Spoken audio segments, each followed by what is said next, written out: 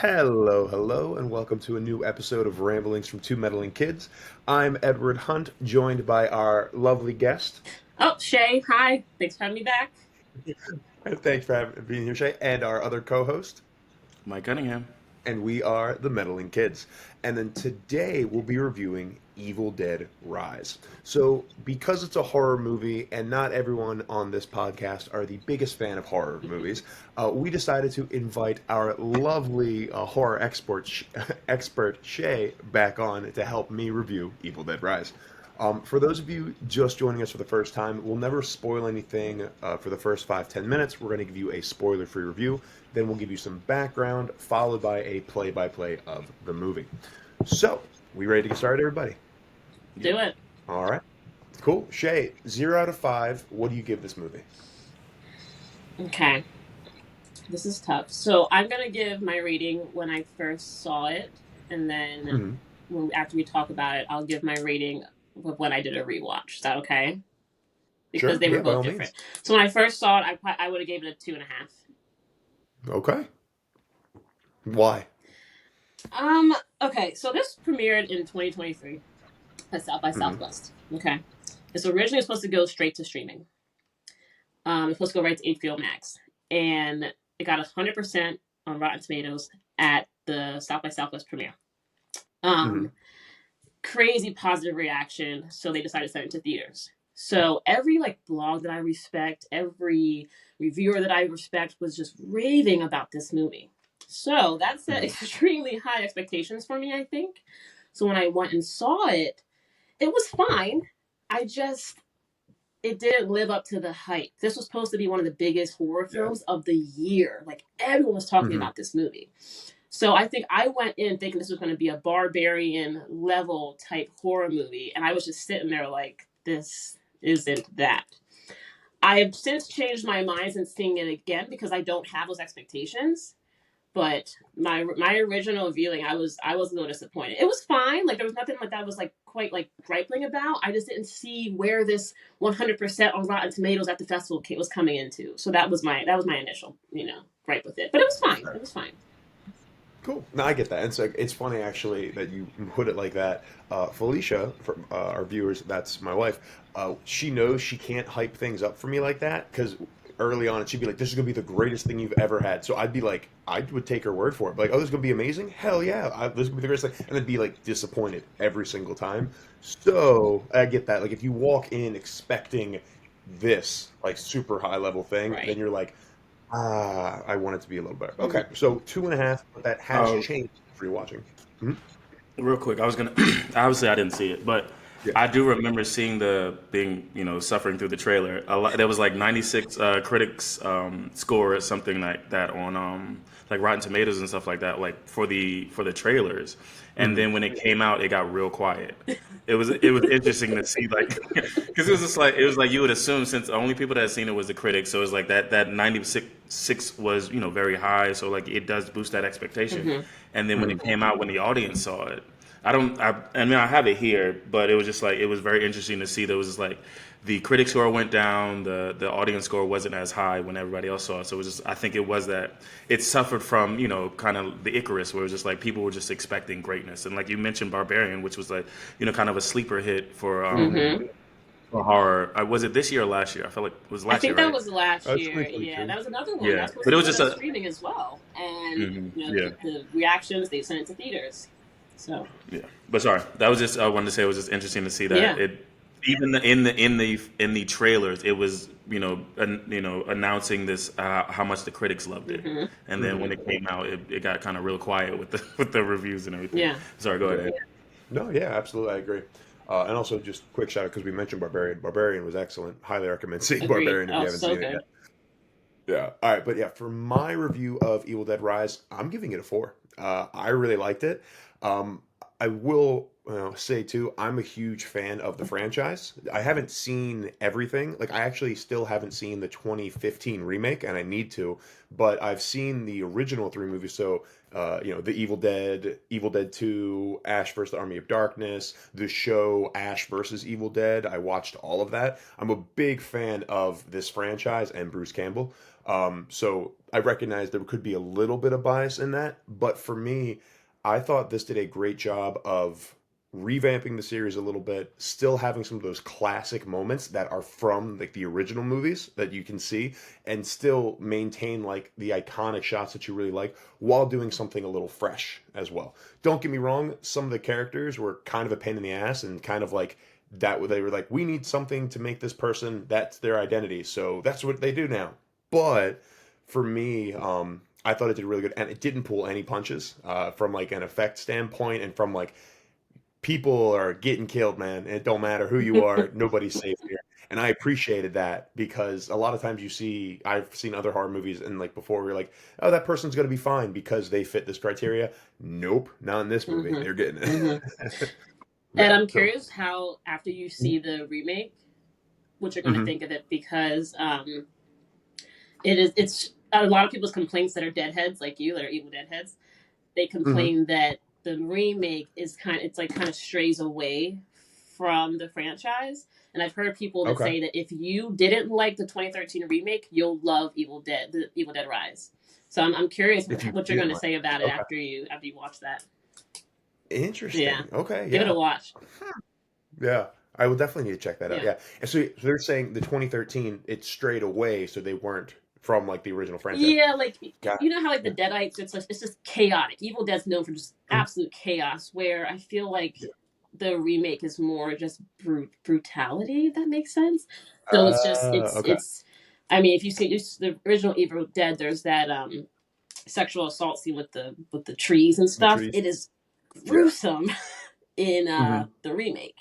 So I don't know. Like, there's different things that you'll be able to tell the difference between the franchise and between the remake. So yeah, maybe give that a watch, and we'll talk about it the next time I come guest star with you guys. Sounds good. Well, cool. All right, so you have a 4 out of 5 for me, a 2 out of 5 on her first viewing, but getting higher, Shay. So I think with that we might say we want to see it, Mike. I was gonna say you didn't ask for my rating. My rating is a -1 because I had to suffer through the trailers. Because every time a scary movie comes out, I'm just like, I can't wait for this bitch to come out so I don't have to see the trailers. You said that on your Instagram. I saw that. It was Evil Dead, The Pope's Exorcist, fucking something else that just came out. The Boogeyman. I was just like, I can't wait for this motherfucker to come out so I don't gotta see the trailers. So I no longer have to watch this anymore. There you go. Sorry. Just chiming in. Cool. So from here, we always like to give a little bit of background about the movie before we really get into some other parts. So Mike has done it, which we appreciate, even though he hasn't seen it. He has still done the research for us. So Mike, give us some background about this movie. All right. Evil Dead Rise, which shouldn't exist, came out in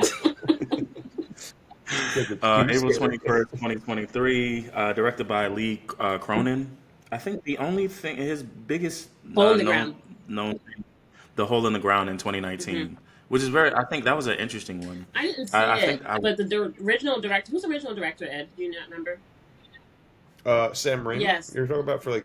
He saw that movie, The Hole in the Ground, and he liked it so much that he asked him to direct this movie, and that's how he landed this.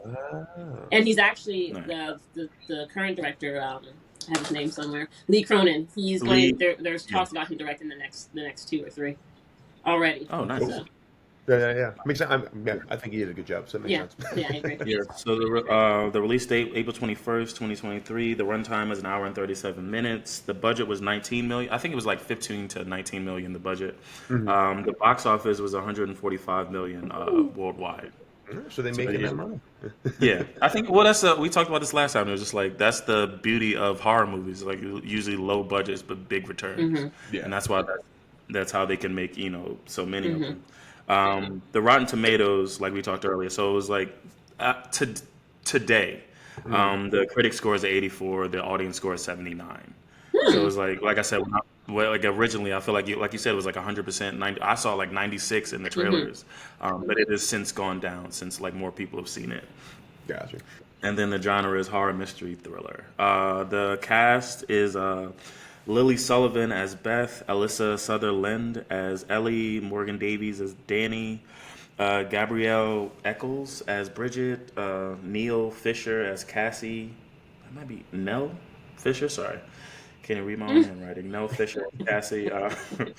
Marabi Pease as Teresa. Sorry, Richard Crotchley as Caleb. Yeah. And then the tagline is "Mommy loves you to death." I think that might be the dopest tagline that I've. Especially if you see the trailer where her like hugging her children, looking terrified. Once again, the trailers and the posters had to go because I couldn't wait. But it was just like I think that was the perfect. That's kind of the perfect tagline to what they had in the for the poster. Should have been Deadite though. On. Okay. Yeah. Well, there's nothing like a mother's love, all right? Yeah. Both positively and negatively. Cool. Well, cool. Awesome. Thank you, Mike. So now we're going to get into it. You might notice I'm going to try my hand at going through the plot step by step. So if I mess up, Mike can back me up with some research. But since I watched the movie, I'm going to be doing it. So we open this movie, and I was actually kind of confused almost for a second from seeing the trailer because we open in kind of like a cabin in the woods style, like kind of classic Evil Dead. And something I really appreciated while you're going through is it opens with that classic iconic shot of like just traveling through the woods, like that just whoosh whoosh whoosh whoosh whoosh noise while everything's going through the woods, and you're like, what in the world? What's going on right now? And fun fact with at least the original Evil Dead is how they recreated that is they would put a camera and kind of like tie a rope on like a board, and they'd like pull that through the woods to make that like going around. So I'm sure now it's a drone, as we find out in this, everything's going through while you're on, and all of a sudden like it's a drone going through all of this. So now remind me on this. So we have Caleb, who's this girl's boyfriend. He's playing around with the drone. There's a cousin, Teresa, who is obviously doesn't want to be here. And she's like, ugh, I'm so tired of this. And then she goes back to this cabin now to check on her cousin, Jessica, who is feeling under the weather. Boyfriend gave a Klonopin because she wasn't feeling Oh, well. yeah. Remember he says that? He's like, he don't give a shit about this girl. He's like, she's fine. Give her Klonopin, just left her in the fucking bedroom. Yeah, she'll be fine. Let her figure it out. Yeah. He's a douchey dude. Yeah, he's an asshole. Yeah, not the nicest guy. She goes to check on, and then we see that she's just laying in bed, kind of muttering under her breath, and it's been a little bit since I've seen it now. So while she's going through and seeing that, she then is trying to talk to her. She's not listening. So then she decides she like sits down and starts reading The Wuthering Heights, if I remember correctly. Yes. And this was such a cool. I liked this a lot. While she's reading it, her cousin Jessica starts like reciting word for word what she's reading on the page. Did you catch that Easter egg from the first one? I did not. Okay, actually. so I didn't catch it until last night. So in the original The Evil Dead, I don't know if you remember, they're looking at playing cards, and the one friend is trying to guess the playing cards, and then another friend that's looking out the window just starts reciting the playing cards, reciting. Oh, So that is. At least I think that is an Easter egg for this film, where she just starts reading without looking at her what her friend behind her is looking at. That's something when we were talking about too, of like what this Evil Dead Rise does for like the original, and that makes so much, because like boom, they have that great callback of like this is like, we know, like we don't know much about evil, and like there's a lot, it's pretty mysterious for us, but we do know it's weirdly powerful, and it can see and do things that you're not really expecting. So while she's reading The Wuthering Heights, and actually I think there's a time too before she starts reading, she like plays with her ponytail for a second to like tighten her ponytail back up, and you're like, there was a lot of focus on that ponytail. I wonder why. And so she starts reading the Deadite Jessica. She's reciting it. She's like, "Stop! You're freaking me out!" And then Jessica starts like falls out of the bed and starts crazily convulsing. And then once her cousin Teresa goes up to then check on her, what does Jessica do? Gouster. Just goes up, and because with that nice tight ponytail or braid that she had that was plaited in the back, just grabs it and just yanks that scalp off. Like, just bends her muffin cap back blue. Love it. Yeah.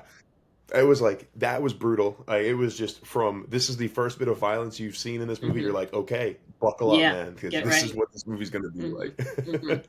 So then from there, we have that happens, and then we're back at the dock now, and then Jessica, possessed Deadite Jessica, goes in, and she sees Kayla, but then just jumps in the water, No, right? If I'm remembering it so correctly. Yeah. well, first off, if you're okay, Mhm. which one got scalped? What's the name? Teresa If got you're scalped. Teresa, are you going to go to the dock and talk to the boyfriend? Are you going to grab your scalp and head the fuck out? I was so confused by that decision. She's like crawling to Mhm. go warn the boyfriend it's an asshole anyway. But grab your scalp and head to Yeah. the nearest ER and get that shit sewn back on. I was so mad about that. Go ahead. If I may, Uh, just uh, she was gonna need help to get to where to get help. I yeah. don't. Just from an outside looking in, Well, like my our because friend I mean I'm gonna grab myself obviously because that's my possession, but it was just like I'm not gonna drive. I can't drive. maybe that's why. I don't know. I was so mad about that. I'm like, girl, grab your scalp and go. What are you doing? But yeah, so yeah, I'm she's so glad that you watched it by yourself the second time because I feel like it was a lot of screaming at the screen that was just unnecessary. yeah. So crawls to the dock, and then we see that Jessica, Deadeye Jessica, she dives in the No, water. no, she grabs the Oh, drone. that's what it is. She Yes. grabs Okay. the Sorry. So you drone remember better. and So yeah. cuts her Yeah. face all up, and then she dives in the water. As one does. And You the know. asshole boyfriend jumps in after her, which I was Yeah. like, boyfriend, why aren't you with the other girl getting her scalp put back on and y'all heading out? But anyway, jumps back in after her and keep going, Mhm. Ed. Sorry. No, no, thank you. Yeah, so goes back in after her, and we don't see much, but he just gets ripped to shreds, and his head gets launched out of the water, lands on the deck, and then Jessica just floats up, and that's where you get from the trailers of her just floating up out of the water, and because Evil Dead needs to rise, Mm-hmm. all right, so she rises. Such a Yeah, cool that's where. title sequence, right? Oh, what a Yeah, shot. yeah, just from like opening up because this is that cold open to like this is what this movie's about, and she just goes, and you're just like, holy crap, we are in for a Yeah. ride here. Yeah. Yeah. So I thought so as I was so while I was watching this, I was just like, okay, I'm hyped. I literally that was when I was like, I am Mm-hmm. pretty hyped for what's going on with this from there. But now we flash to 24 hours earlier. So we see, we see Beth, the sister, right? Yeah, Mm-hmm. Beth is the sister. She's at a show. She is a like guitar, instrument tech, and she's helping sound tech with all that. And then we find out she's pregnant. There's a dude there. It's probably the father. If now I'm thinking about it, right? The dude she was like yelling at. It might have been him. He might have been the dad. I don't Yeah. know. It's never explained really. Yeah. Exactly. She's like, well, fuck you, I'm Mm-hmm. out. And then she's leaving. So that's Beth. We found out she's pregnant. Then we flash over to a tattoo artist, Ellie, and her three kids, Danny, Bridget, and Cassie. And they're all together. You learn pretty quick. This is what I meant in the review of you're like, okay, Bridget, her whole identity is she's like she protests and she's a social activist. Great, but like it's really just like that's all we get for this 30 seconds. And you're like, it feels kind of like for me a little bit of like they just needed to give her an identity or something people could stick Mm-hmm. to really quickly. So like this is what she does. That's her. Um, Danny is a DJ, and then Cassie's little and creepy as shit because she enjoys putting baby dolls Yeah, on literally sticks. cutting the heads off her dolls. That's the first introduction we Yeah. get of this girl. She's cutting heads off. And they're just like, this is what we do here. Okay, Mm-hmm. cool. Yeah. So it's an interesting dynamic they have going on with the family. And then we learn a little bit more like, clearly dad's not there from this. We don't know Oh, the why until a scissors. little bit Sorry. later. When she cuts Mhm. the heads off the dolls, mom says, Yes. "Hey, Cassie, you better not, you gotta have my scissors." Hmm. And she slides the Yeah. scissors under the bed, which is, something we will find out more about in the future later on. Absolutely. No, and this is great, and like so that's thanks for putting that up because I think it's called Chekhov's Yeah. gun or something like that, like theater technique where like if you have a loaded gun, it needs to go Mm-hmm. off, right? And so we've already seen in this movie like how they're building. So we had with Teresa's ponytail braid. We're like, okay, she's playing with this. This needs this needs like something's going to be happening with it. For this, we have Cassie with the scissors. So we're like, okay, we have these sharp, dangerous-looking scissors. We know something's going to be happening with it. Excuse me. So now, while they're all together, we get a little bit about the characters. We then have Beth come into the house. And Aunt Beth, the kids all really like her. They're all chatting for a little bit. And then we also see Beth and Ellie's relationship of Ellie reaches out to Beth. We got There's that. a lot of like them. Sorry, we got that cheap jump scare. Their first jump scare of the movie. The door. What was the first jump doorbell? She rings the doorbell, and then Ellie goes outside, and then Beth like jumps out and like boosts. And I feel like I was saying this earlier to Cunningham before we started recording, but I think this movie generally all our jump scares are earned. This is like the only jump scare that I literally wrote in my notes. Cheap jump scare. Other than that, I think every jump scare we get, they're earned and they're effective. But yeah, fair, absolutely. And I think that's a good point of. It's funny, like I think so many horror movies have kind of been doing that recently too, where it's like you get like the casual jump scare, right? In like the beginning, you're like, oh, you know something's gonna happen because spooky, it's a horror movie, you're expecting it, but you're like, it's way too early in the movie, nothing bad can happen yet because it will happen later and very quickly. This movie just doesn't take long to take off. It just goes. You get about 10 minutes of exposition, if that. Which is, I think that's why. I think we talked about this too Ed, a little bit, but I think that's why I don't care about these characters when they die. There's not enough exposition. Right.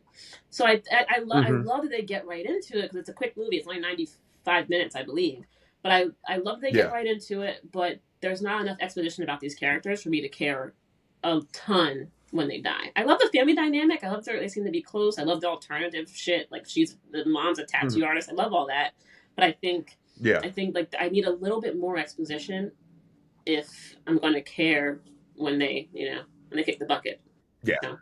And then honestly, that makes a lot of sense. I totally get that because and that's kind of like when I was talking, they were like, cool, they take these identities, this is all you get, and keep moving. So we have social activist, DJ, creepy little girl. All right, here's your exposition. And then we have like the relationship, Beth and Ellie. Beth doesn't really come around much, or she doesn't answer her phone for days on end.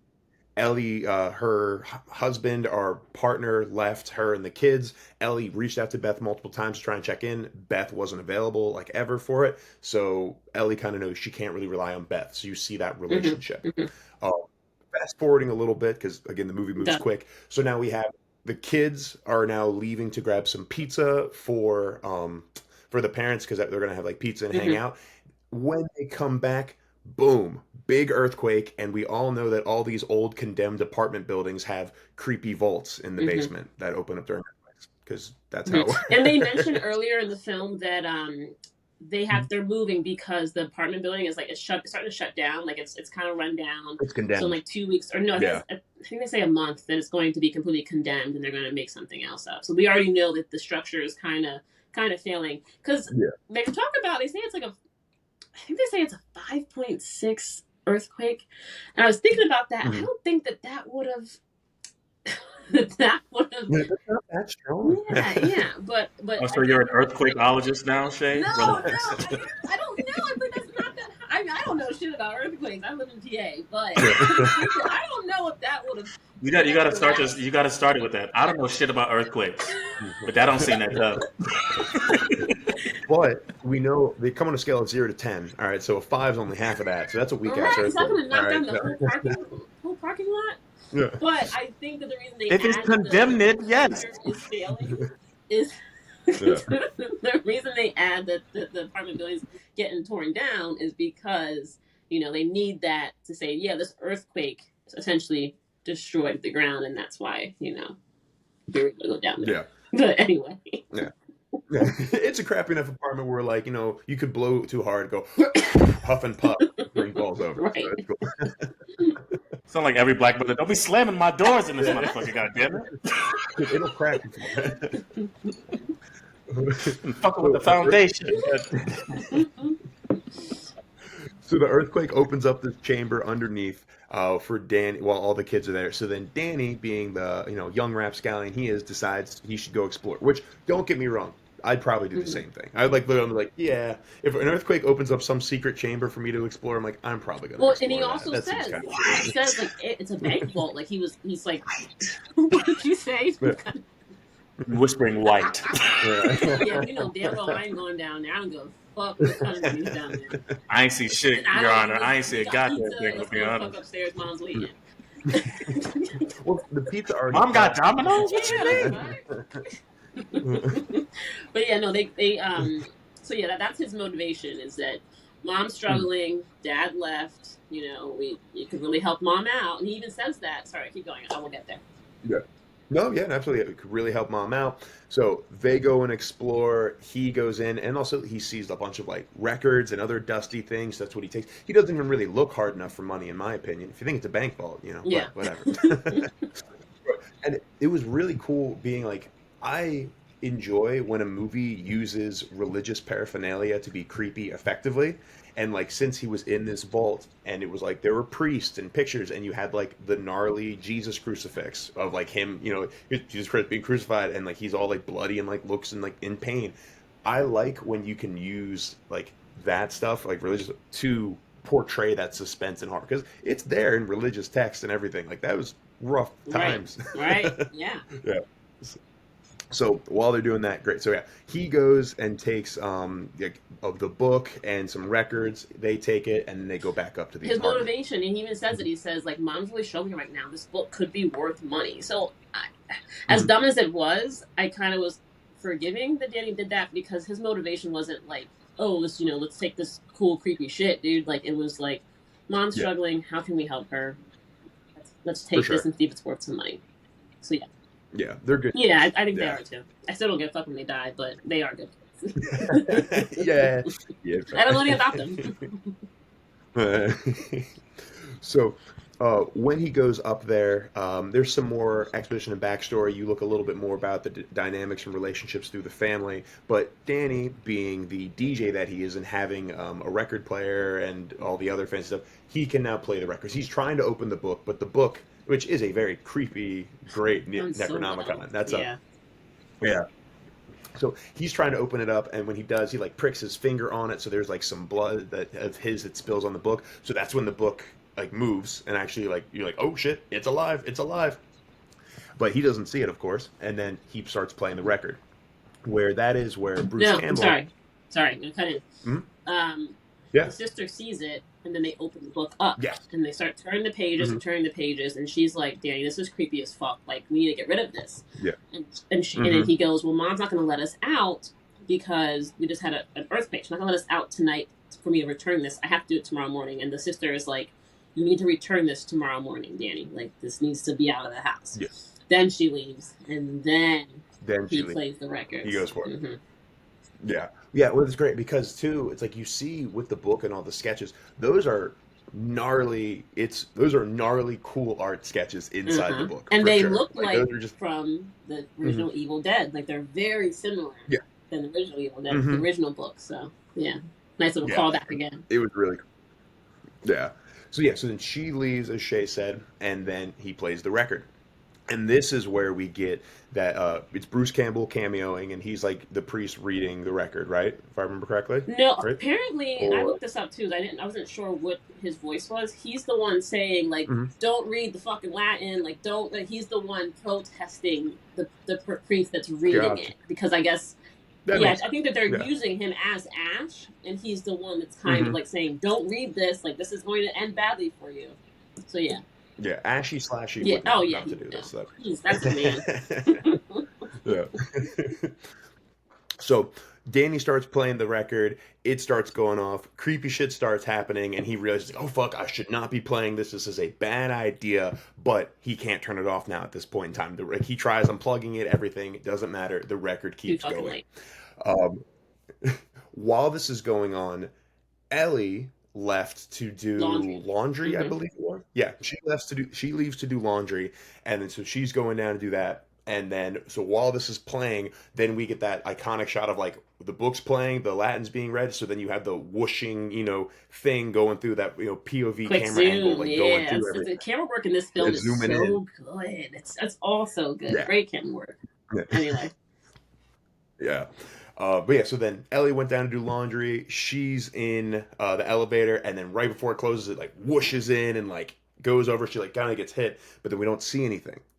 But she starts going up, and then this is very much like that, the Evil Dead of like whenever it starts, the cables, the tree branches in the original one and roots, or this one's the elevator cables come in and then just start beating the crap out of her, and like from an unseen force, and then she gets all wrapped up in the cables and like kind of gets, you know, risen up in the air a little bit. Her arms get broken. Then, it's brutal. Her leg gets broken. She gets pulled apart.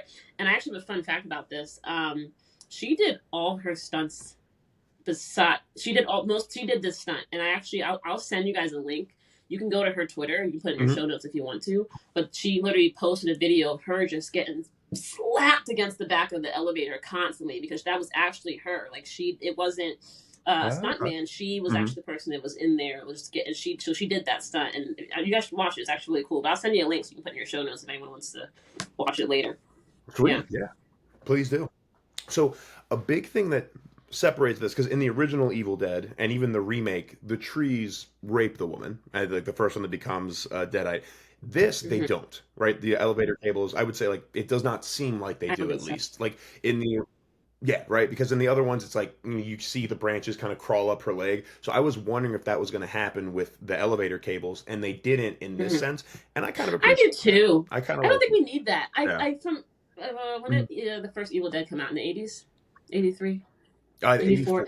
Yeah, I get it, I guess. And I don't even get it then. But now it's 2023. We don't need that. We don't need to see a woman being sexually assaulted. Like that doesn't need to be in a film. It's scary, but it's not that type of scary. We don't need that. So I did appreciate that as well. Her bone being broken in 4 places is enough for me.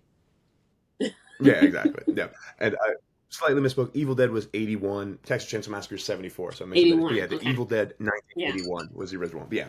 But yeah, and like, because there's enough brutality going on here where it's like, okay, like, and you know, you can get like, yes, because do you really get more brutal and terrible than rape? Not really. Like, that's kind of like the worst thing you can do, but like, it still doesn't need to be seen, because the scene is brutal enough without that added, you know, extra. I agree. So yeah, so she gets all messed up, and now, so while this was going on too, we also met some of the side apartment characters. There's the one brother with like 2 younger brothers that, you know, are around, who these are all just cannon fodder. They're just disposable characters. I don't even know their names. Yeah. Whatever. They're there.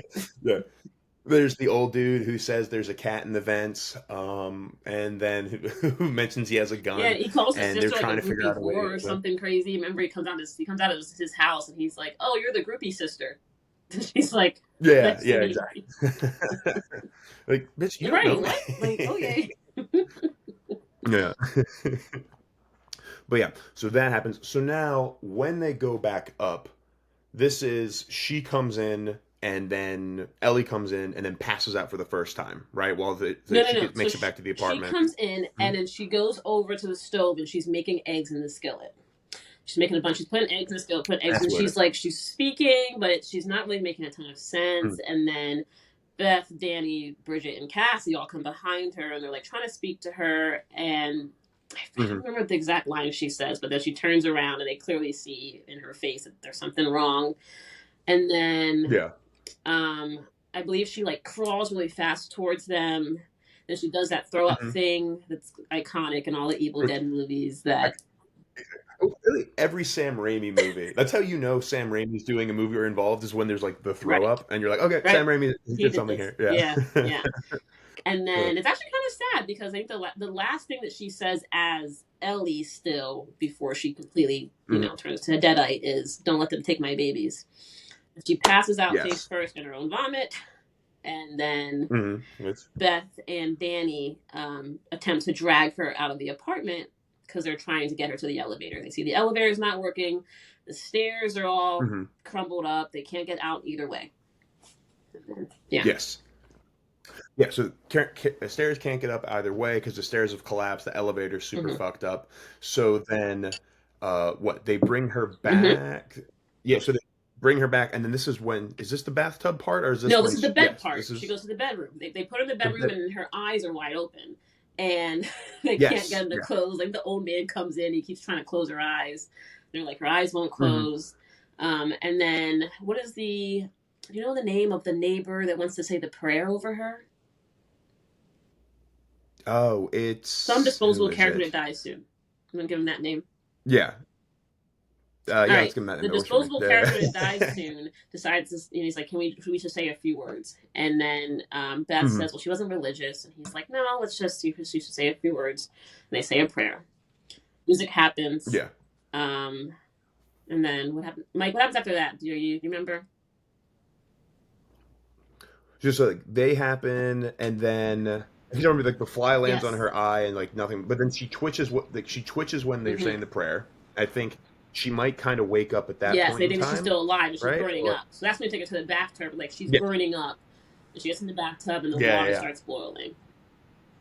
Exactly. Yeah. So the water starts boiling, everything's going, and that's where you. Like, this was in the trailers of like she like erupts out of the water and like does the hands and legs thing upside down. Super loud scream of like, everything shattering. The And this was glass, done by the a mirrors, stunt everything. person. This is the only part that she did not do. She wanted Okay. to do it, I read, Mm. but the director, they were like, "We don't have enough time to teach you this, how to do it. It's better if we got a stunt person in Yeah. there." But that was not done with cables.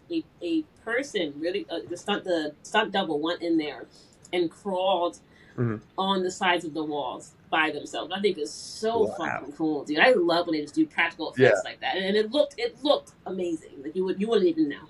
Yes. And that's why it looked amazing. Is because if a person's actually doing that themselves instead of just all CGI, Yeah. that makes a lot of sense. I think we had mentioned that earlier, but like certain, especially like your superhero movies, but it was just like what takes you out of it is no. I mean, obviously we don't want people to get hurt Right. doing these stunts, but I think visually that's why like I mean Tom Cruise is smooth and sane, but all of the stunts that he does practically like make up for it when you see it, in the film. It I don't know.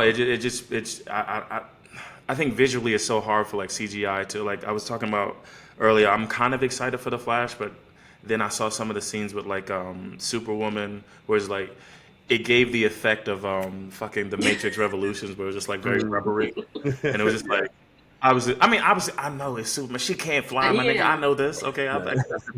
But but it's just like this, depending on how well they do the visual effects, you can truly tell. All right, this is switched over to all CGI. This is just green screen and all the bullshit. So it's just like I think that's why Top Gun did so well. I mean, it was a good story and all that stuff, great acting, but it was just like the movies that have done good practical effects have, and I mean the box office numbers show it.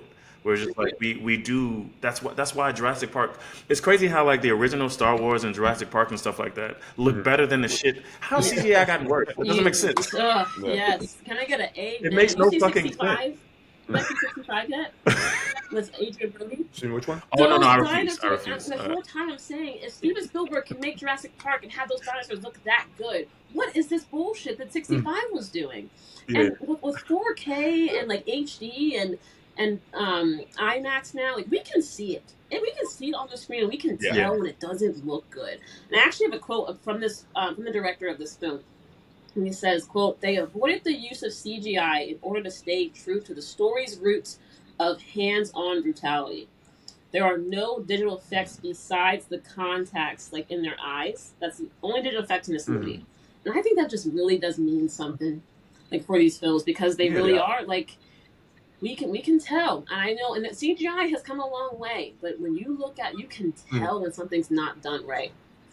I think it's we were talking about this with the Little Mermaid and certain things. It was just like I think when you have live action and CGI in the same frame, you can like that's when it disrupts. Like you can tell the difference, right? So it's just like we were talking about Transformers and how usually for the most part, like you can't like they do that kind of seamlessly. I don't know how, but even though there's humans in the same frame with your giant robots, it looks all real for the most part. But it was just like for some reason, oftentimes with like Little Mermaid, I can't think of many. It's usually when you think of a list, like your mind goes blank. But it was just like there's certain things where it's just like, oh, that's fake, this is real type shit. Like you can automatically see it. So it's like that's why you start to appreciate practical effects. Like in the how do you adapt, right? Because if you don't have to do this, it was like you get lazy with your creativity. But it was just like, how do we make this look real? How do we like literally? You wasn't in space, but you felt like you was in space in Star Wars back in the 70s. Like the dinosaurs weren't real, but it was like there was protests because like Spielberg or whoever it was like took a photo next to a dead Oh, yeah, a there's dead still dinosaur. photos And some in activist was like, "How dare he? Hunting has gotten wild." He's a monster. This is like you truly start to appreciate the creativity of like just people in Hollywood when it comes to like how you create things like No. actually. That's a you really know. good point, Cunningham. Sorry, I didn't mean No, to but interrupt. Go on. because there's so many We're back at the bathtub. It's a great point because there's so many directors. Back in the day, CGI was so expensive that it wasn't even really seen as the easy way out. Like now, it's just seen as the easy way out. It's harder to do practical effects, but they look better, specifically in horror. In horror, Yes. practical effects make all the difference. CGI blood, oh my gosh, I will almost turn a movie off. It looks so bad, and it can't be that hard to splatter some blood, you know? Question. So, you enjoyed the what was it? The Gabriel movie. What was it? Gabriel, what? The dude. He was like it was a fucking. Give me a God damn synopsis. it. Come on. All right. So basically, the woman like her twin is in the back of her head or whatever. No, Malevolent. James Wan. It's something with an M. Malevolent. James Wan. Yeah. But it was just like, how did you feel about the practical effects with that? And people are gonna hate me for this because I talk so much shit. I didn't hate it. I know people have had qualms with that movie. When that bitch turned. No. So I think the scene when like the scene in the police station, I was just like, oh, so this is a comedy. There was no way you could take it serious. It looked like a video game. It looked like a video game for about 4 minutes, and I that shit looked terrible, and I'm surprised that James Wan put that out, but yeah, I agree. It did look bad, and So that was my because so many people, especially obviously you, since you are big into horror, but it was like so many people were saying it was like the equivalent of a B movie in horror, right? So it was just like it was supposed to be like bad, but it was like I argue that I think just like I always use my go-to is like The Room, right, with Tommy Wiseau. I feel like he leaned into the black comedy when people started making fun of it. Yeah. So I feel like the same thing with that movie. It was God damn it, something with an M. But it was like with that movie, I think people saw it and it was just like, all right, there's no way this motherfucker was taking it serious. There must be some funny shit. And I think that's when he leaned into the. Yeah, no, and so I don't know if you know what a giallo is. It's like a genre of horror where they're supposed to be ridiculous, and that technically wasn't. Okay. Maybe I'm saying the word right. It technically was a giallo, and even James Wan said it was. But I will completely agree with you that visual effects shit was not intentional. I will never let him get away with that and say that looked like ass, and like you're saying, he just tried to say no, it was supposed to be ridiculous. You didn't put that shit. Because it was like what's crazy is like that movie had one of my favorite scenes. I think John Wick did it. John Wick 4 did it this year, but it was like that bird's eye view scene in the house where it's just like you go from room to room. I thought that was amazing, but it was like. Yeah, but then you get to the scene. I think it's also because of the fact that it was like horror movies. I mean, I guess all movies in general is like there's a certain suspension of disbelief, right? So it's like with this one, you had to really suspend it because it was like, so you want me to straighten up, sober up. It was like you want me to believe that this bitch's bones break to work backwards. So she's just walking around backwards and shit, killing people. And he was like, you want me to... Yeah. Fine. Okay, fine. We got to move on. I'll keep doing this. But I just had this exact... Yes, once again, we're back in the tub. She's gone out of the tub. Conversation about a film I just saw about suspension of disbelief. At some point, this is why people be bitching about horror, because I will suspend disbelief to an extent. But then it's like, when it gets to the point that I got to turn this shit off because I can't do it anymore. But we gotta move on. That's like we keep talking shit about when we watched the Halloween Ends movie. It was just like I'm tired of people. Or no, it was Scream. It was like I'm tired of people with a gun getting close enough where you can. He was like, "Have you not shot before? What you doing?" It's not a knife, my nigga. You don't need to be face to face with you. They have range. They have range. They're always like, I wish you would take this gun out of my hand. I have said about movies since I talked to you, like this, like stabbing means nothing in this movie. Getting stabbed means nothing, and that is so. I can't wait to get stabbed. If I'm being honest. If somebody comes with a knife, I say, "Oh, thank God, it's not a gun." Okay, All right, sorry, Ed. Where we at? No, not at all. Back to our podcast. So we are in the bathtub. She runs out, or she bursts out, breaks all the glass, and then she just starts attacking everybody in the family, and like chaos ensues. She's going, kind of target to target, but since she's a tattoo artist, this is where you get with that tattoo gun, which is a needle going in, and like super zoomed in. She puts the tattoo gun on her tongue first, if I remember, or like somewhere on her body to like get her blood on it, and then she actually does press it in. She presses it into her Bridget. Temple, but she presses it in like all the way, and like that shot is great. Yeah. And then she scratches. Just going down with it. Yeah. But eventually they fend her. You get the tattoo gun almost going in the eye, but they're able to fend her off at this point in time, and they throw her out in the hallway basically and lock the door. Right? Yeah. So this is where then chaos ensues for just about everyone else going on outside in the hallway. All those disposable characters, they all just get murked now, one after the other. And which this I is feel where, bad for too, Gabe. when I was like Gabe was in there trying to help them. He runs out. She chases her. They just shut the door and they lock it on him. Yeah, they're like, fuck you. He's out there with the bitch, like. Yeah. And this is where too, because like one of the there's like two younger brothers where like they're kids, like one's a kid, and he just gets launched across the damn and he dies. They're like, oh shit, they're killing kids. And this for me, I was like, when I was mentioning in the review, I'm like, oh no, they don't take any prisoners. Like a lot of times they won't kill kids, they won't kill other. No, kids are dying in this, and kids are dying brutally in this one. The eyeball scene. Well, yeah, she eats the eyeball scene. Yeah, she's going through, and then it goes in the kid's mouth, and he chokes on it. Yeah, it's so he chokes on the eyeball. And that's like iconic, like Evil Dead. I think they might have done that in a couple. I thought it was Evil Dead 2 for sure. Where because that was Evil Dead 2 where an eyeball goes and just launches across and goes in someone's mouth. Oh, I didn't know that. I haven't seen Evil Dead 2. I've seen like bits and pieces. Okay. Yeah, Evil Dead. So like you look at the Evil Dead, and that was like when they were doing like this is a true horror movie. Evil Dead 2 starts getting a little campier and a little like different, and like that's where you start getting the whole Ash fighting back more and everything else going on. And some of the goofiness. But the eyeball going across was great. I remember the one dude who was also the old guy. I was like, where's the gun? And I love that they did this because he mentioned he had a gun. Well, you know what? He shoots her like once or twice, doesn't do shit. And then he also gets killed too.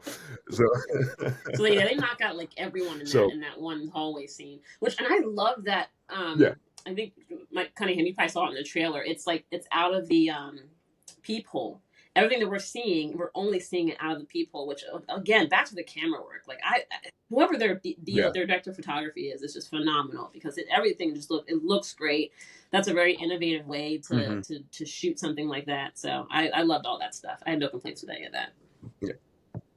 And it puts you in it because since it is through that peephole, that's all the people inside the apartment can see. Like the kids and Beth, they can't see everything going on, right? So all you can do is just be like, oh shit, what's going on? I can't see besides like this frame going and like from there. So that was a really cool effect for sure. So while this is going on, Danny confesses to Beth about the Necronomicon inside and be like, this is all my fault. This is what's going on, from here. What is that, Ed? I keep seeing this word everywhere. What's Necronomicon? The Necronomicon, the Neo-Necronomicon. That's the book. Okay, cool. The book, yeah. Yep, yeah. And then, so the Neo-Necronomicon is the book, and then this was the Dumanto or something, which I think might be slightly different, like a different book of sorts, like that they have for this one. But yeah, so that's going on. He confesses. Ellie's talking to so they also just leave the youngest child in there. Be like, yeah, just go do your thing. It's fine. Yeah, I'm sure you won't get tricked by your possessed mother. Don't worry about it. So Ellie convinces Cassie to unlock the door, so she attacks her through the door. But they do then fight her back off the mat and get her arm back and like Hmm. shut the door again. What else? Oh, so Bridget, the oldest daughter, who got the huge scratch on her face from the tattoo gun, and this was it too. I loved because in Evil Dead, if you get like the blood in you, you then become a deadite as well. But it was right as I was starting to question this in my notes, I was like, so do they not get Right. infected now? Right? I was like, oh, so is that not a thing anymore? And as soon as I questioned that, bam, that's when she got, she became a Hmm. deadite herself and then started attacking the rest Yeah. of the family too. She's like eating glass in Um, the kitchen, yeah, they put, and yes. she Oh, says, I need to kill the creepy crawlies in my stomach or something like that. And she's eating grass, and you yeah, see there's a great shot of it where she actually eats the glass. yeah, It like comes out of her neck, and it looks great. It's yeah, yeah. It was yeah. just like, oh, yeah, but they're good. So, and so yeah, Bridget attacks them. She becomes possessed. She attacks. That's where also you get like the cheese grater on Beth's leg, if I Hmm. remember correctly, was around this Which time. I was. How did you feel Um, about that, Ed? and I was then a little disappointed with that. the cheese grater. So it was so Right. built up in yes. The trailer had it so built up, but I think part of that really is because I had that thought. I was like, you think it's going to be so Hmm. terrible, right? But like, I have a cheese grater. Grate cheese. I'm like, if you really put that on someone's leg, it's just going to scratch the fuck out of it. It's not going to do anything besides scratch them. Yeah. So I don't know. Like, it's not going to like take chunks out in the I same think I way. was like But hoping for yeah, like cheese whiz, and I got like mozzarella. Like I was just really disappointed with that, especially because it was built So up so much. as a scaredy cat, What you say? yeah, yeah, because it was built I up. was going to say as a scaredy cat in this scenario, I think it's the simplicity of like right. It's like your Yeah. everyday item. Yeah. So even I can't remember what it was. I think Would You Rather is a horror movie. I Love don't know it. if I feel like Love you it. would have seen it, Shay. Mhm. But it was just like she had to stick like a Yes. needle in her eye, and like Mhm. you think nothing of it, but I think it is when it comes to horror, talking about the how like the Rob Zombie Halloween movies were very overly graphic and stuff Mhm. like that. But it was like I think it is the Hmm. simplicity Hmm. of horror, right? It was just like if your Hmm. everyday item. Talking, so it's just like obviously you see scissors as a weapon that you can use, but cheese grater, what you doing with that? Because like you said, you gonna Yeah. grate me to death, my Yeah. nigga. It'll be But painful. it is. I think, and it is also. I think once again, didn't see the movie, but I think it is also how gory it can get to just grade like to use it. Like I said, I think it's just like trying to find your simplest, like the simplest of something you would never think of as a weapon. No, Mhm. that's a good But point. once again, I'm just the scaredy cat in the room. Okay? Yeah, and Yeah. I like when you brought up Because Would You Rather, like when it's the guy that he has to cut his eye open and it like pops, like you hear it pop. That mhm. probably wouldn't happen, but it's just as from a Yeah. horror perspective, you expect this just apps, especially with Evil Dead. Evil Dead's known for their gore. That's what they're known for. So I think I'm Mhm. expecting, like I said, cheese whiz. I'm expecting you're gonna go Yeah. for it, Evil Dead like you have, like give me the gore, which and it was fine. I mean, I still cringed when I saw it. I'm sure the whole theater cringed, but Mhm. Yeah. yeah, I think I just want a little bit more, because it was so hyped. Yeah. Because like yeah, it was so hyped, and I agree. It's like it's so hyped. You think it's going to do all this damage, but then like looking back, you're like, realistically, Exactly. that's what would happen. You know what I mean? Like What if that's what like would happen. remember Final Destination? I feel like one of the Final Destinations had the girl die in like a Oh, she tanning burned. booth or some shit like that. Yeah, Final Destination And 3. you was like, what's that gonna do really? Yeah. Like in It's your gonna mind, come out right? crispy, girl. You're You gonna ain't gonna be spontaneously burned. combust. I was Yeah. about to say, so we going straight dark skin? Is that what we doing? Like, I assume that's a setting. So it's just like it's just simple as shit. But it was like, what do you do? The same. Oh, it's talking about Final Destination too. Like the the scene with the Yeah. log or whatever, right? Oh yeah, going I through feel like people don't follow like log trucks no more because of Final Destination 2. Because yeah. to a regular civilian, it's just a log truck. To you, Nah, oh, you dead trying to ass. take my head off? I see Yeah, what you're Seriously, doing. seriously. So it's just I think it is that because it's your everyday item stuff like that. Like it adds Hmm. to the horror or Yeah. whatever. But once again, No, I that's a don't know. good point. Yeah. Yeah. So from there, she's attacking everybody, and then this is where you get the baby doll head Mm, on a stick, the yeah, through stabby the mouth. thing, and then Yeah, yeah, Bridget goes and is attacking, and Cassie winds up impaling her right through like the mouth and head with her stabby doll thing that she made earlier. So now they've Yeah. killed Bridget, which and this was some smart usage of and be like, we don't know if she's going to come back, so we're going to like wrap her up and put cape, tie her up a little bit because you don't know what's going on with this body. And I'm like, smart. That was like, you've seen someone kind of come back before. Yeah. Like, you're learning Yeah. from this. Bravo. Yeah. Beth listens to the recording again and is getting all of to try and understand how to exercise everything, but they learn that all the priests now get possessed, and they're all, chaos is ensuing through the recording, so they're screwed. And yeah, you need to do complete destruction of the host of the Deadite. So that's where, Evil Dead comes in, where Ash had the chainsaw on his hand and his boomstick. You gotta blow up their head or cut off their head, basically.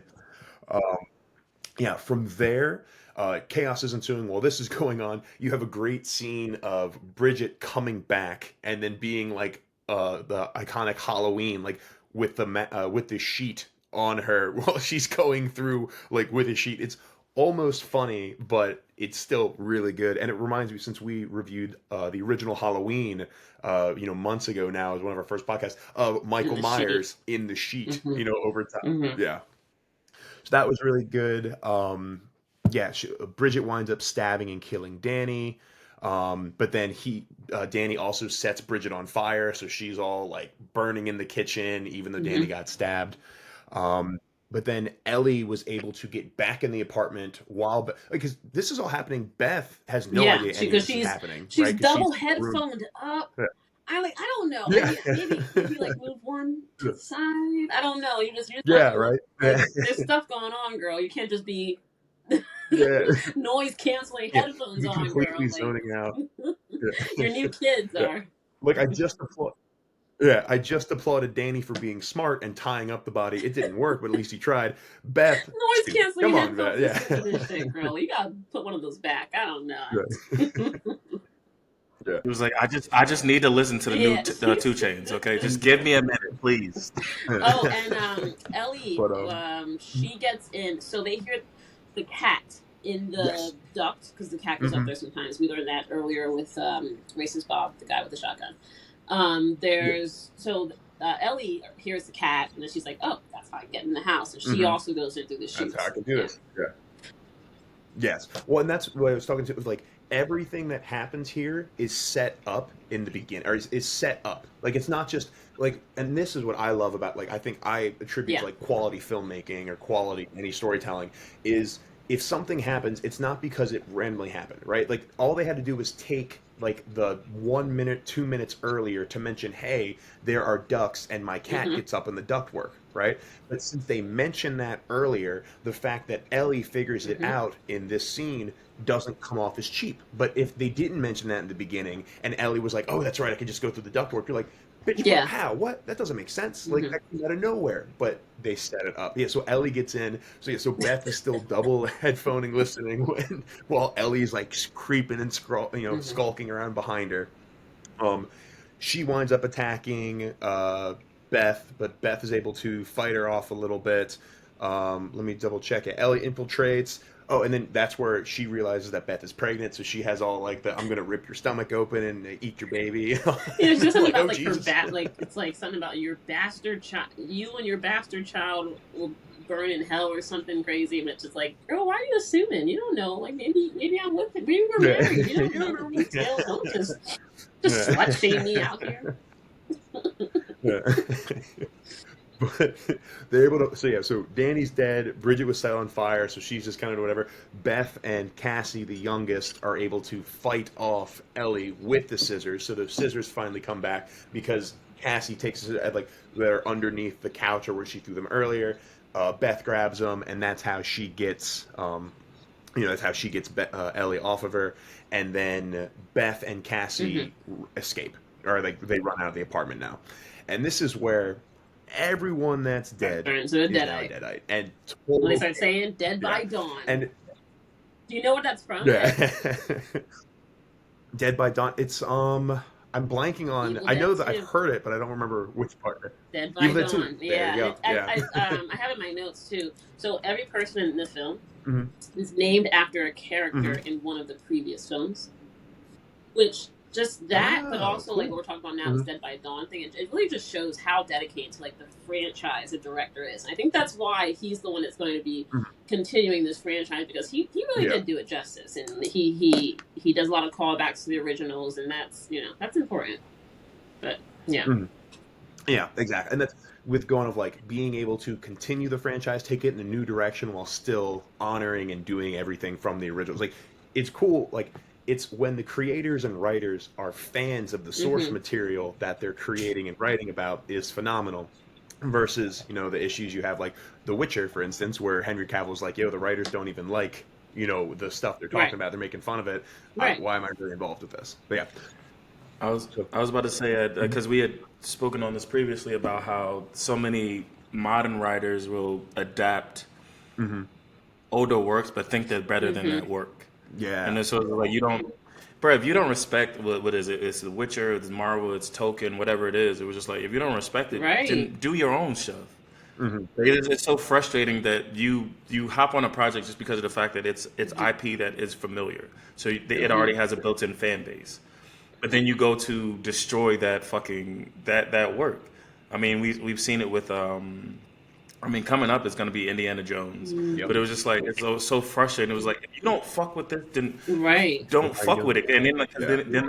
then they'll lean on you're some phobic or ist or some shit like that. It was like no, this shit Yeah, was don't fuck it dope. up for You us. I'm ruined a it. fan. hmm Don't make I'll do it.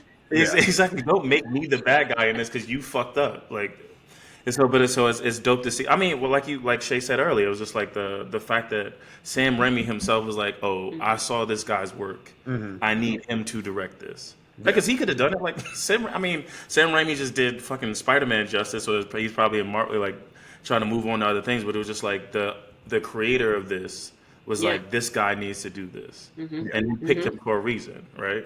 And so I mean, I think what just came out with the Boogeyman. I think that was his. That was what? A Who? Stephen King. Oh yeah. Yeah, it was based on a Stephen King short story. Stephen King, but it was just like so often Stephen King doesn't like what people do with his work, but this guy, whoever did the Boogeyman, he was Yeah. like, oh no, he did it justice, Yeah. type of thing. So it's just like it is nice to see that.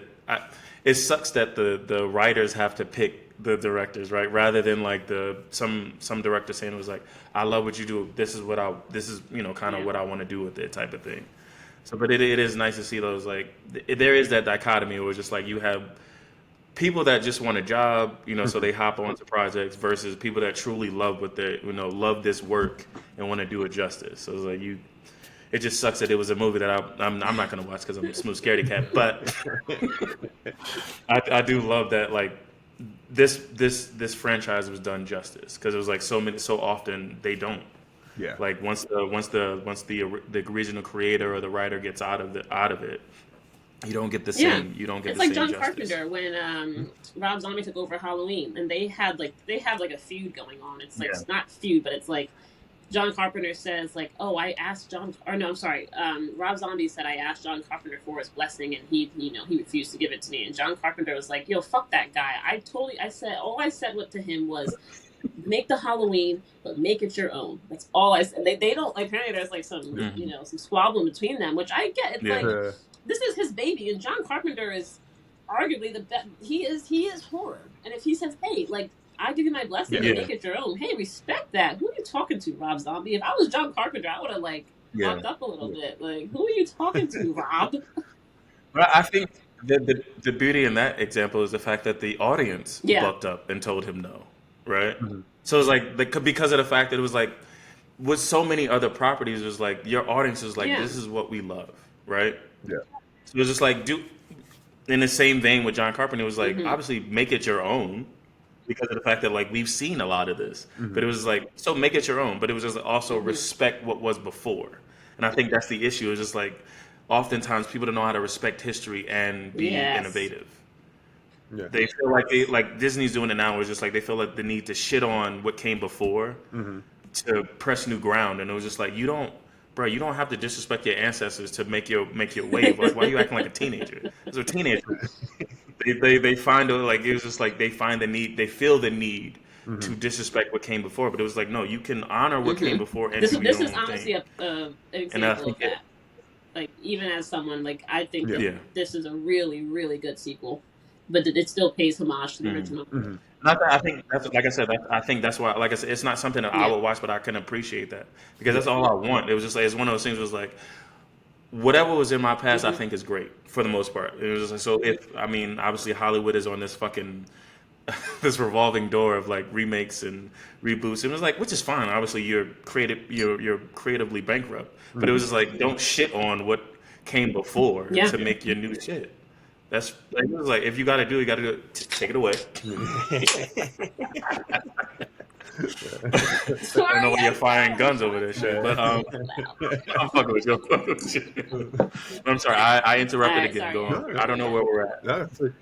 no, no, Elevator. no worries at all. It's great conversation. I completely agree. But yeah, no. So they leave. They run out. All the bodies and all the other people are like kind of coming back, and they're shouting and like at Beth and Cassie. And the elevator's fucked up. Something's coming for them. They know, so they run into the elevator to try and figure it out. And while all of this is also going on, you have Ellie it flips open to a page in the book where there's like this three-headed monster with a bunch of like legs and everything, and then you just see Ellie just like taking the children, and because she's cut open and just kind of like taking them and like adding them to herself, and you're like, what the fuck's going on here? While parallel in that fucked up elevator, Beth and Cassie are in there. It starts filling up with blood because walls Hmm. bleed for sure. Obviously, like a So Shining like reference. it's filling up with blood. It's it clear. I Oh, was about to say. I absolutely. mean, Yeah. Stephen King did it. Yeah. Duh. Well, I mean, that was a whole. Well, I will say the only difference there is. Look, elevators go up, down, and bleed. And Okay, that's the three three things I options. do. Yeah. So in defense of that, because like in The Shining, it's a whole haunted hotel. But a part of me is like, how are the Deadites doing that? How are the Deadites? Like the Deadite forces and the people now. How's it making? Bro, if your mama's possessed, Yeah. what you're not gonna do is ask for logic. Perfect. That's where you at? I don't know. This place Uh, doesn't seem zoned. yeah, but no, it was great. It was really cool. Definitely a reference to The Shining, which is That's what took you out of it. He said, "I don't know. I don't know. I don't know if they have those capabilities, no, my no, G. the If I'm Deadites being honest." like that. Yeah. But luckily, because the elevator gets so heavy from all the blood, it then plummets down to the garage floor and breaks out, and then they go, and that's how they get out. But Oh, wait, really quick. Ellie Sorry to now interrupt for has one taken.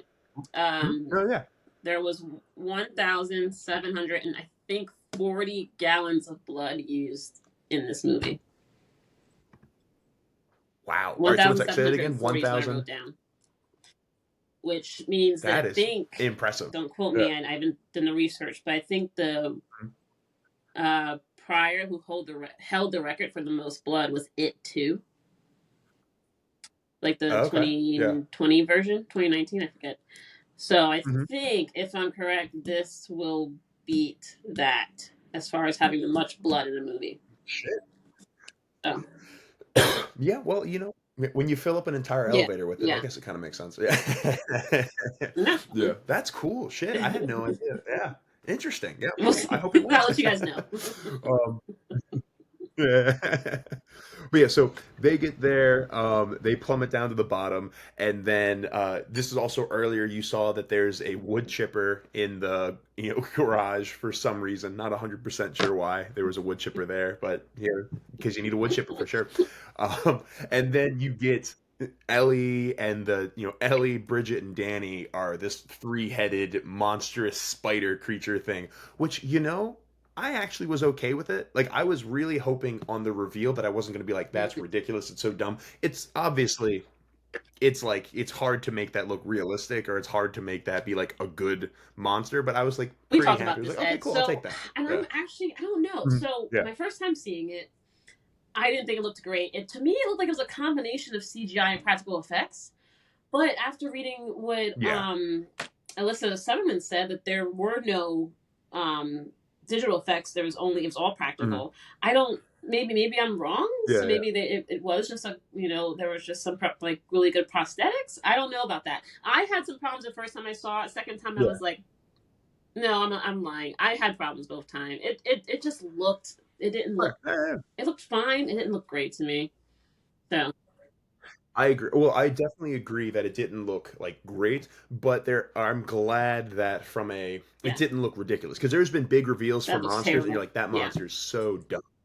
So I was like, it doesn't look yeah, terrible. Sweet, I'll take it. That's all I asked. Just don't yeah. look terrible for right now. They they wind up fighting it off. It captures Cassie, but then they get her into the wood chipper and just like push the It's monster so through the good. wood chipper. And just blood going everywhere, pouring out, just Mhm. covering everybody in blood.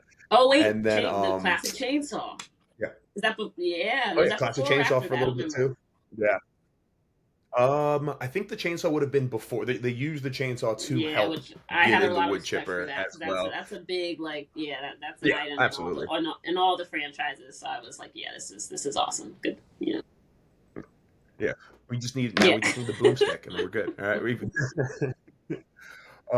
But yeah, so then they force on the wood chipper. Ellie, Bridget and Danny go. Ellie is still taunting Beth, and then Beth just like kicks her then into hmm the wood chipper all the way. Um, and then yeah, I guess Beth and Cassie then escape together from there, covered in blood, Yeah, going into the streets of New yeah. York.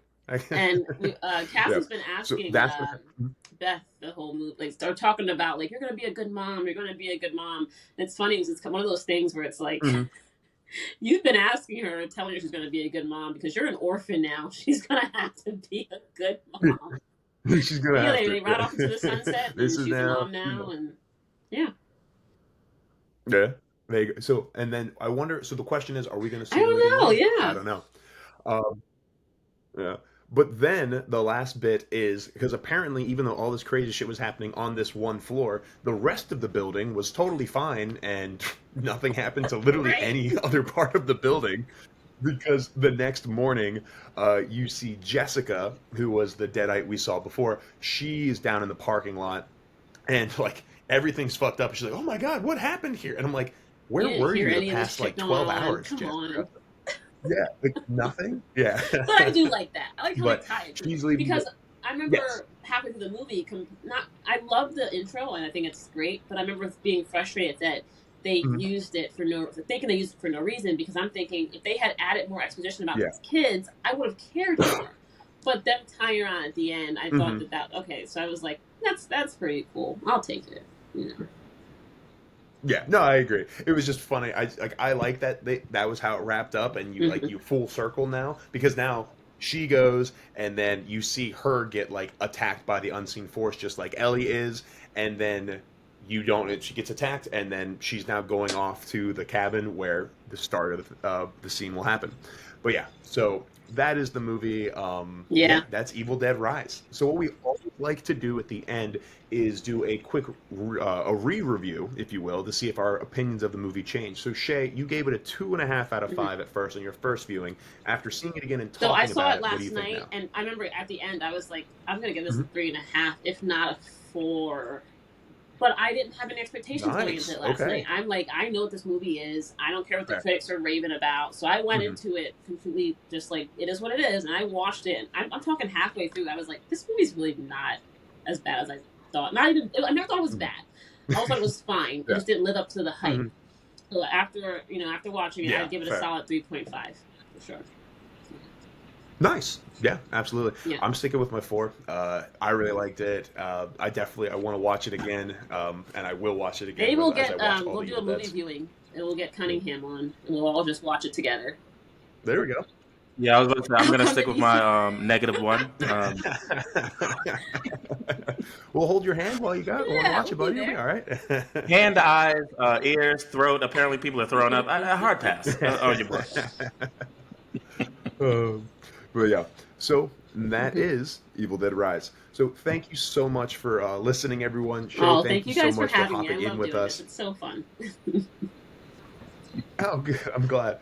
If you would like to reach out to us, the Meddling Kids, you can find us at 2meddlingkids on Twitter and Instagram. If you'd like to shoot us an email, we are 2meddlingkids@gmail.com. Shay, would you like to shout out any Oh yeah, I'm socials or at anything you Shay got going on? Rudolph. In October, I do a little like Halloween thing, and I do a bunch of like photo shoots that are Halloween related. I have a project I'm working on that I can't really talk about right now, but it's probably going to come out around November. So if you follow Ooh, me, you'll okay. be there for that. Sweet. Awesome. Mike, how can they reach you? At Days from Legendary, and I'm doing the push for better. I messed it up last time, but yeah. So the push up challenge for men's mental health in June. So I'm at, I think, 600 push ups. I need to wrap it out today. I'm trying to do 1,500 by the 1,500 by the 23rd. So if you want to support or donate, it's at Push for Better on Instagram, and then Days from Legendary for me. Nice. And if you'd like to reach out to me, I am at EdHunt77 on Twitter and Instagram. I also have an Instagram for my comic, Evil is a Weapon Chainsaw Wars. I don't know how I got that title with Evil. I don't know, it's weird, right?